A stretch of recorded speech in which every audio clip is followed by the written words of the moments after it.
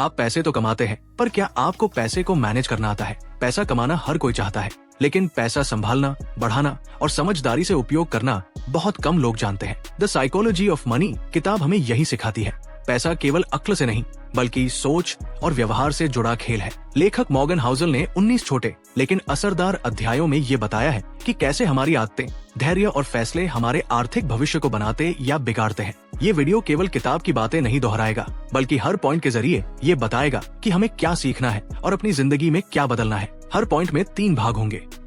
लेखक के विचार। 2, इन विचारों से हम क्या सीखें। 3, इन सिक से हम जीवन में क्या बदलाव करें। दोस्तों, आपका हमारे रिचार्ज यूर माइंड चैनल पर स्वागत है। नंबर 1, पैसे की समझ यानी सोच प्लस व्यवहार।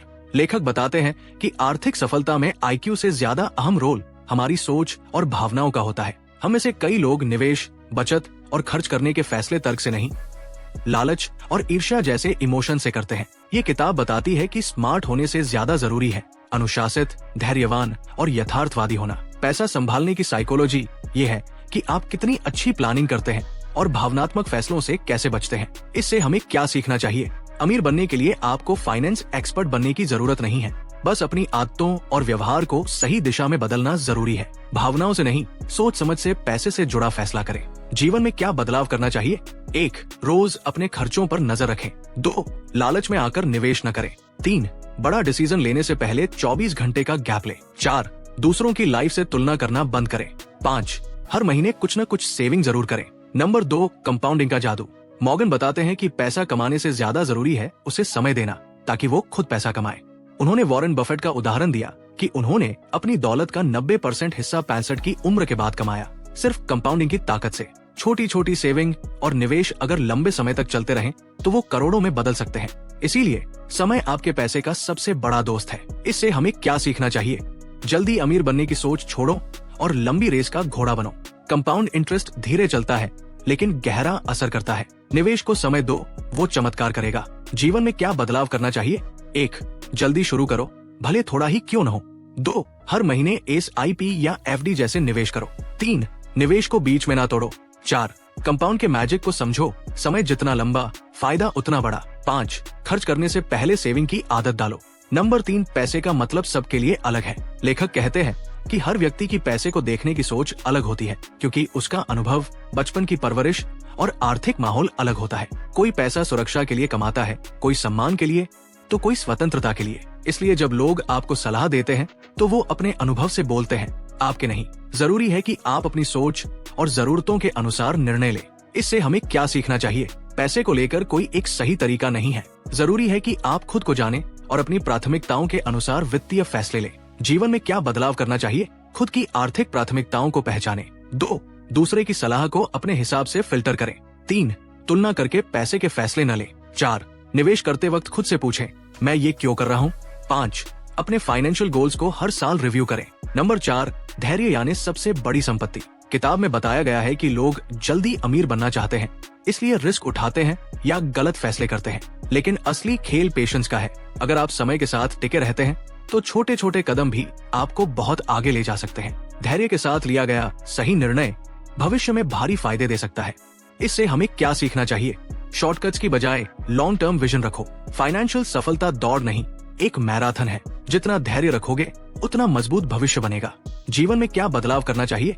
1, निवेश को कम से कम 5 साल का लक्ष्य बनाओ। 2, रोज शेयर मार्केट चेक करने की आदत छोड़ो। 3, तेजी से अमीर बनने की स्कीम से बचो। 4, फाइनेंशियल गोल्स को समय दो। 5, इंस्टेंट ग्रेटिफिकेशन से बचो। नंबर 5, आपकी सबसे बड़ी दौलत समय और नियंत्रण। मॉर्गन बताते हैं कि लोग पैसे से ज्यादा फ्रीडम चाहते हैं। फ्रीडम यानी आप अपना समय खुद तय कर पाओ, जहाँ चाहो, जैसे चाहो वैसा काम कर सको। असली अमीरी वो है जहाँ आप खुद के बॉस हो। ये तभी संभव है जब आप फालतू खर्चों को कंट्रोल करके अपने लिए पर्याप्त सेविंग्स और सही निवेश बनाओ। इससे हमें क्या सीखना चाहिए? असली अमीरी का मतलब ज्यादा चीजें होना नहीं, बल्कि ज्यादा विकल्प होना है। जब आपके पास विकल्प होंगे तभी सच्ची आजादी मिलेगी। जीवन में क्या बदलाव करना चाहिए? 1, खर्च करने से पहले सोचो, क्या ये जरूरी है। 2, छोटे छोटे खर्चों को ट्रैक करो। 3, सेविंग्स को ऑटोमेट करो। 4, ऐसी आय के साधन खोजो जो समय के बदले काम करे। 5, कम में ज्यादा की सोच अपनाओ। नंबर 6, भाग्य और जोखिम दोनों की भूमिका होती है। लेखक बताते हैं कि सफलता में भाग्य और जोखिम दोनों का बड़ा रोल होता है। एक ही जैसे काम दो लोग करें तो एक सफल हो सकता है और दूसरा नहीं।